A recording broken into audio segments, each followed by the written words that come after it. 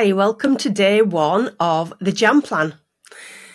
It's the 3rd of January, and you're probably wondering why I didn't start this on the 1st of January. Well, in my experience, that was a long pause, wasn't it? I'd normally have had that much drink over Christmas and New Year that my body was screaming for a break. So usually, New Year's Day and the day after wasn't an issue for me to stay away from the booze because I just needed that reset. Now, that might not be you. You might have been white knuckling it since, the 1st of January. So today I really want to talk about the most important thing, and that is your self-talk. I'm going to go on to cravings and triggers and lots of other things around dry January, but self-talk is really, really important, and it's where you are in your mind that gets you to the end of January.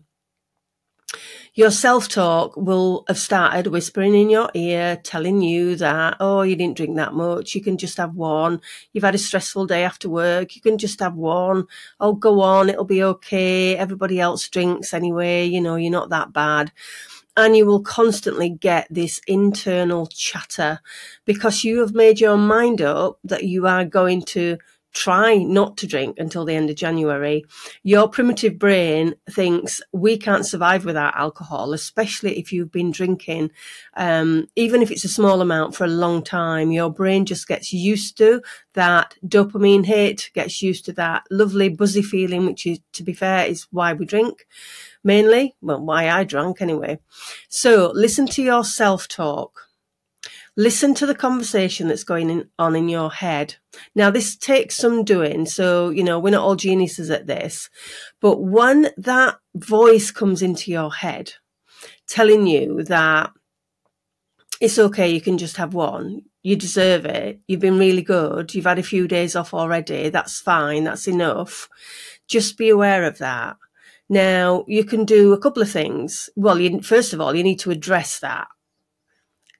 You know what I did? I gave it a name. I gave it a name of a person, and I had a conversation with it. And I used to tell it on a regular basis that I wasn't drinking today, that I actually was taking some time out, that I'd had too much. And I'd have a conversation with it and I'd shut it up, send it back off in its cave again. So it was a bit of an alcohol monster, as I called it. So it would always rear its ugly head, especially around times when your body is ready for that drink, when you're used to that drink, which was for me at the end of the day when I came home from work. So be aware of that voice in your head. Have a conversation with it. Sounds stupid, but look in the mirror. Tell yourself that you're doing really well. You've had how many days you've had off alcohol, and that, you're doing great, and you're going to get to the end of January and you're feeling great, and look at all the positive aspects already, if you're feeling any positive aspects at the moment of not drinking. If you're a writer, then write it down.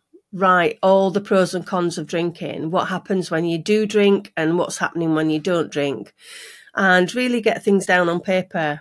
Or, as I said, have a conversation with yourself in the mirror. Sounds crazy, but it actually works. In fact, Mel Robbins does something called the high five challenge, where she actually high fives herself in the mirror each day.